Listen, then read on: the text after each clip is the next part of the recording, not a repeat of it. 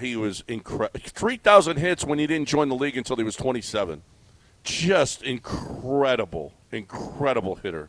I mean, he made an all-star team every year. He was a Hall of Famer the day he walked off the field.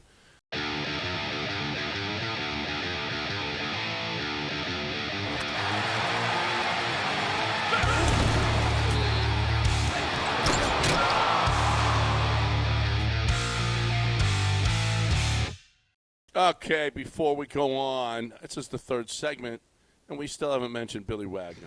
Billy Wagner going into the Hall of Fame. Billy Wagner, not a lifelong Astro, but his best years were here with the Houston Astros. 9 seasons. He was fantastic. He was just a great closer. 7-time All-Star. He finally got in on the last ballot.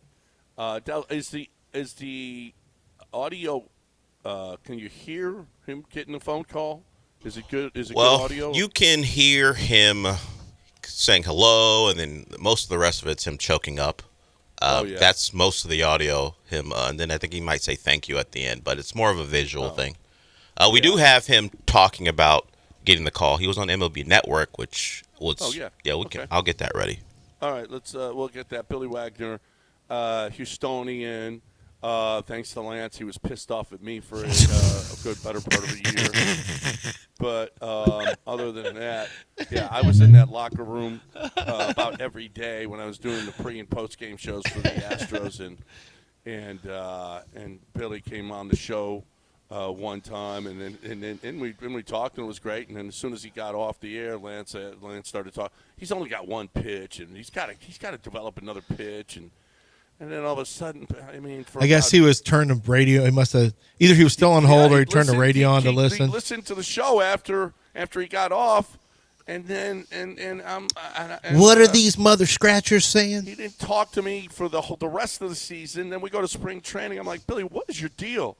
Well, yeah, I go on your show, and right afterwards, you guys are slamming me. You're talking about how I only got one pitch. And I said, whoa, throw that hook, baby. I said one person did that, my partner. Okay, and I can't control him. He says a lot of stupid stuff. Strami would not have liked Billy's just straight heat. Strami would have put him on. Strami would have put him on spin rate. No, well, there's not a man alive that wouldn't throw a curveball for Brent Strom. He also would have had Tommy John. Butcher. Billy Wagner was a great, and he is a Houston Hall of Famer now. Here's Billy Wagner. Billy Wagner, how emotional was that phone call for you to wait this long to get the news you've been waiting for? Well, if I get through this interview without crying, it'll be amazing. But, I don't even know how to express it. From Southwest Virginia, when I think about what I represent from Division III to Southwest Virginia to state of Virginia, it's such a blessing. There's so much that it's involved in this than just me. My wife being pretty much throwing every pitch with me and being involved in every step through college and high and minor leagues. There's just so much that I'm grateful for. That's awesome. That is awesome. And he didn't use it all that much, but he did have a slider. Yeah, he did. He might have developed it because of you. I don't know. No. He got where. Well, see, the thing with Billy is once he got beat once on a hanging curve, he was like, "Screw that, I'm done with this." But really, he threw such gas that really got on top of you quick as a left-hander. He's a short left-hander, and he threw this gas somehow that got on top of you so fast that anything off speed, he just was an all gas no brakes pitcher. He just didn't like off speed pitches. But you do that and you make 7 All-Star teams and you close out however many games that 225 I think for the Astros. And you go, well, I'm not going to get beat by my second best pitch. Yeah, but here, try to hit this. And you know what he did? He got a bunch of outs with it. Yeah, no, and that's great. I just, if you want to be your best, you can't be as predictable. That's all. Well, I don't know. Noted pitching expert Lance Zierlein is informing Billy Wagner about how he should operate. Listen, I've watched Greg Maddox talk, and you're both Hall of Famers. If there's now. one guy, Maddox, you can't compare Maddox. There's similarities there. Maddox didn't. One's right-handed, one's left-handed. One hit 91. 100-mile-an-hour fastball. One hit 91 a couple of years. Yeah. The other one threw it about 101. Right. But what's the difference between driving 70 and 80? Not that much. 10 miles an hour is no big deal. When it's 60 feet 6 inches, it's a big difference. 10 miles an hour. Yeah, I guess from that distance, but not over the course of 3 miles. No, not over the course of 3 miles. If Billy was throwing a pitch from 3 miles away, by the time it reached there, it would be the same as Maddox. Yes. No, Billy was just best on best. You knew what you were going to see from Billy. It was a matter of, and if you hit it a long way. Like guys who hit homers on him hit it a long way, but he was good. I think it was like the 4th game in to Enron when Enron Field opened. He was facing Ken Griffey Jr., and it was one of the great matchups. It must have been a 12-pitch, 13-pitch at bat, and Griffey got him. Griffey got him. And it was just best on best, and it was so good. I mean, I'll never forget that at bat. Never. It was. I believe, just right when Enron opened.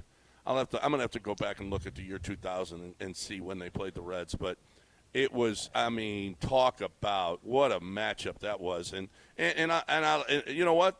That's great. Griffey and Billy Wagner is a Hall of Famer. Billy was always a great guy. Very humble. Just behind the scenes, didn't say too much. So, and just 5'9", and boy, but he had legs. He could bring. Oh man, he is stout now. Yeah, he was stout, and a career WHIP just under 1, which is really good. .99. Yeah. His strikeout per 9 was 11.9, which is good. I mean, all the metrics and the advanced metrics here, 273 FIP. He was. He was who he was, man. That guy was just coming with the gas, but he got to where, look at this. I mean, these are the numbers that he quickly, the strikeout to walk stuff got a lot better for him early in his career. And I guess his best, I'm trying to see, he's a 7-year All-Star. Wow. That's really good, including how about this? Including his last year, John. Do you know he pitched for 5 teams? Yeah, no, I didn't even realize that. How about this? I forgot he pitched for Boston for a little bit. He struck out 33.2% of the batters he faced in his career. That's the highest strikeout rate in Major League history among pitchers to throw at least 900 innings. Wow, that's incredible. Ahead of DeGrom, Chris Sale, Blake Snell, Max Scherzer. Those are all starters. Yeah, I know. And those guys build up and throughout the game they're gonna. How about that? 1/3 of the batters he faced, he struck out. He allowed an opponent average of 184 in his career, the lowest of any pitcher to throw at least 900 innings. The next 2 pitchers on the list are Nolan Ryan and Sandy Koufax. He's also one of 8 members of the 400 save club with 422. Look at his strikeout per 9 when he's. So I remember I was a camp counselor at a YMCA when Billy was drafted, and I remember when the Astros drafted him in the first-round pick. And we were, reading up on him, just voracious about sports, and reading up on him, and this guy throws gas, blah, blah, blah. And then when he gets up to the league, he actually, I think I was a camp counselor. I'm looking, he made his rookie debut in 95. Did he pick, because I think he made it up there, so maybe I wasn't. Maybe I'm misremembering that. Did he play college ball? He said a Division III. Yeah, so he must have made it up faster than I'm thinking. Maybe I wasn't. Maybe that's not what I was doing. Maybe I remember they drafted him and I was at the Y playing basketball. But because he made his rookie debut in 95. But how about this, John? In years 3, 4, and 5 in his career, these are strikeouts per 9. 14.4, 14.6, wow. 14.9, and he finished 4th in the Cy Young Award. Wow. He finished 4th in the Cy Young Award in 1999. And then the year after that, I don't know what happened. Billy had an ERA. He went from having a 157 ERA to a 618. That's probably when I told him he needed to go to a different pitch because he was getting rattled. But he had a 618 ERA the very next year. His strikeout per nine dropped to 9.1.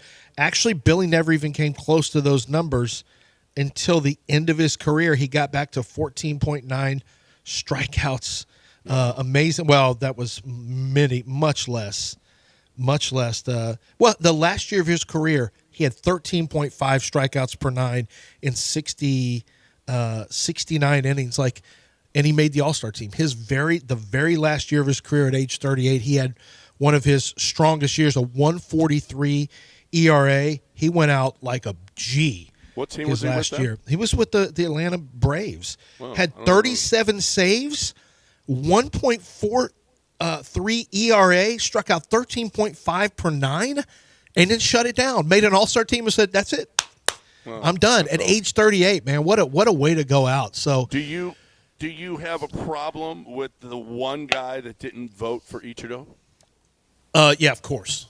Yeah. Of course, that's a loser. That's a loser move by a loser person. I don't know who did it because Bill Conlin's dead, but I assume. But why are you assuming Bill Conlin is dead? He just had some qualities that make me think he's dead by now. But he just feels like he's not alive. Am I wrong? I mean, I'll Google it. I don't think you're wrong. I mean, he does have qualities that makes you think he's not alive, but I don't know that for sure. I don't want to. Bill Conlin, American sports writer, died in 2014. Oh, okay, yeah. And he's famous for, he's famous for not voting, for not wanting people to be unanimous first ballot Hall of Fame. Just the dumbest. At least that's what I feel like. At least on this show, we remember him that way. I hope we're remembering that correctly and not just putting him on it. But no, I'm pretty sure that's true. And Ichiro was. This guy was an absolute it was unlike anything we had ever seen. He spent many years. Now, that's back in the day where you spent many years in Japan playing baseball. So he came in, he was in his prime. 27 years old. He was in his prime, but he had lost a lot of his early years. Yeah. And still, he could seemingly do anything he wanted with the baseball. And he was crazy fast, had a cannon for an arm, despite being a kind of a slender, angular body guy, had a cannon for an arm, had unbelievable speed, stole bases at an outrageously successful rate, and then could just place the ball wherever he wanted to as a hitter. Like he was Japanese Tony Gwynn. Yeah, he was. He absolutely was. And then when he wanted to or had to hit a homer, he just did. He just said, "Oh yeah, I could probably hit 30 or 40 homers a year, but I don't. That's not what I'm going to do." He was incredible. 3,000 hits when he didn't join the league until he was 27. Just incredible hitter. I mean, he made an all-star team every year. That's the dumbest thing ever. I'm not going to vote for a guy for – well, he was a Hall of Famer the day he walked off the field.